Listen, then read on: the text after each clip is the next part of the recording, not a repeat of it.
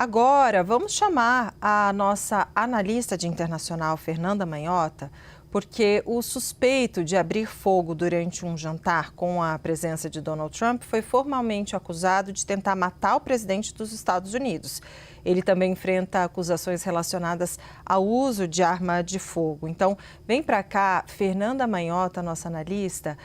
Manhota, boa tarde para você, boa semana, bem-vinda. A Casa Branca culpou membros do Partido Democrata por incitar a violência política. Só que esse é um problema mais amplo, digamos assim, nos Estados Unidos, né? Como você avalia? Boa tarde a vocês, a todos que nos acompanham no 360. Sem dúvida nenhuma que esse é um tema estrutural muito mais grave, né? Que não apenas diz respeito à realidade de momento, né? É um problema de fundo que afeta não apenas os Estados Unidos, mas boa parte do cenário político internacional. Eu diria, Débora, e aí baseado em muitas pesquisas que têm sido feitas por várias universidades nos últimos tempos e até com base em dados que o próprio FBI divulga, né, regularmente, que a violência política nos Estados Unidos não está concentrada em torno de apenas um grupo, ou não é incitada por apenas um grupo. Aliás, o que os dados mostram é bem o contrário, ela é, em geral, bastante difusa, não monopolizada, né? Então, isso é, de fato, uma realidade, e ela costuma ser, de alguma maneira, alimentada ou até amplificada pela polarização, que é uma realidade inquestionável no país, e pelo fato de que há redes sociais e uma certa desconfiança institucional. Essas são as conclusões que boa parte desses estudos mais recentes dão conta, né? Eu estou citando aqui basicamente o resumo de duas grandes pesquisas, uma feita pela Universidade de Princeton e outra feita pela Brookings Institution. Além disso, a gente precisa levar em consideração que a polarização e a construção dessas narrativas, né, que colocam de um lado um e do outro lado o outro, né? Então, esse constante debate entre o eu e o outro, segundo essas avaliações que vêm olhando para isso a longo prazo, mostram que basicamente, né, quando a gente tem uma retórica política mais agressiva, o que passa a ser uma questão é que isso abre janela, abre espaço para a percepção de legitimidade da violência. Então, na medida em que os políticos, né, vão explorando esses elementos de ordem emocional no seu eleitorado, isso se torna praticamente um caminho visto como um caminho possível ou aceitável. E esse é o ponto de maior sensibilidade hoje nos Estados Unidos. Só para vocês terem uma ideia, eu estou citando essas pesquisas e aí, usando dados aqui do FBI, eu estava fazendo um levantamento para compartilhar com a nossa audiência. Para vocês terem uma ideia, a gente está falando aqui de atentados ou episódios envolvendo violência política que mais do que dobraram nos Estados Unidos nos últimos 10 anos. A gente está falando, no caso, né, de ameaças a autoridades federais. Então, em 10 anos, entre 2016 e 2026, essas ameaças mais do que dobraram. Para vocês terem uma ideia, só em termos de membros do Congresso, a polícia especializada que toma conta, né, de fazer essa segurança e tal, reportou em um único ano mais de 8 mil ameaças, né, algo que é basicamente 3 vezes mais do que há 10 anos atrás. A gente fala também de dados como, por exemplo, 20% dos norte-americanos acreditando, no contexto de hoje, que a violência política pode ser justificável em certas circunstâncias específicas. Então, eu estou citando só alguns dos muitos dados que existem disponíveis para mostrar que é muito mais complexo, né? A gente tem a construção dessas narrativas,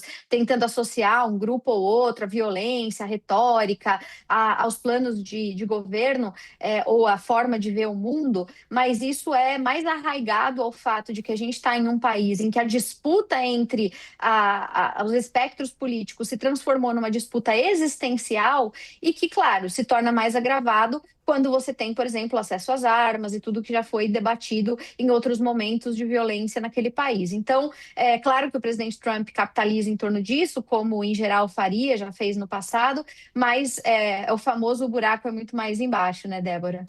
Pois é, Manhota, deixa eu aproveitar esse gancho que você nos traz. Me ocorre aqui uma questão que é justamente essa, de Donald Trump acaba aproveitando, né, busca capitalizar isso, Mas isso acontece no momento em que há uma dúvida em relação à política externa de Donald Trump, por exemplo, na questão da guerra no Irã. Existe historicamente aí uma aversão do eleitorado norte-americano de enviar os seus soldados para conflitos que não são seus, mas o quanto isso, neste conflito doméstico da política, que aí sim, não dá para escapar, mas o quanto que o eleitorado, você destacou aí alguns dos dados, de uma parcela significativa da sociedade americana achando que sim, a violência pode ser justificável em determinados conflitos políticos. Mas me ocorre assim, o quanto o establishment político como um todo dos Estados Unidos acha que este é um caminho sem volta, ou se há algum mecanismo, seja por outras entidades sociais, por outras forças da sociedade norte-americana que tentam conter este avanço progressivo da violência sobre a política, que, como você disse, não é de hoje que isso acontece, não é o histórico de violência na política americana, existe há bastante tempo, né? Pois é, Yuri, existem algumas iniciativas difusas, né, para tentar conter a violência política nos Estados Unidos, algumas, diria, mais simples, né, mais, talvez, personalísticas. Então, a classe política americana, e aí em termos de iniciativa bipartidária mesmo, costuma se manifestar nesse tipo de ocasião, justamente para criar uma força agregadora em torno dessa ideia de que a violência é um recurso que não deve ser utilizado na política. A gente pode ver, né, nessas últimas horas, boa parte das lideranças, ex-presidentes e tudo isso se manifestando em defesa, né, do presidente Trump. Claro que alguns mais efusivos falando da liderança dele, outros simplesmente rejeitando, rechaçando o recurso à violência, mas esse é um primeiro passo, quer dizer, mostrar que mesmo aqueles que funcionam como uma espécie de guia moral, né, para a sociedade, eles não toleram ou não acham razoável esse tipo de alternativa. Aí existem, para além dessas figuras mais individuais se manifestando, algumas tentativas de tipificar nos estados e também em caráter federal esse tipo de ação. Quando a gente acompanha, por exemplo, essas últimas notícias, a gente vê que a justiça americana tem tendido a classificar a violência política nos mais duros termos, inclusive agregando, né, uma série de agravantes para justamente criar uma espécie de efeito pedagógico. Então, mostrar que a mão do Estado será dura em relação a isso, inclusive acatando de maneira atípica, né, uma série de tipificações, aí vai ficar um pleonasmo, mas enfim, com a ideia de mostrar que esse tipo de alternativa não vale a pena e desincentivar outras figuras. A gente já teve iniciativas no contexto, né, do legislativo e também do judiciário dos Estados Unidos em enquadrar iniciativas assim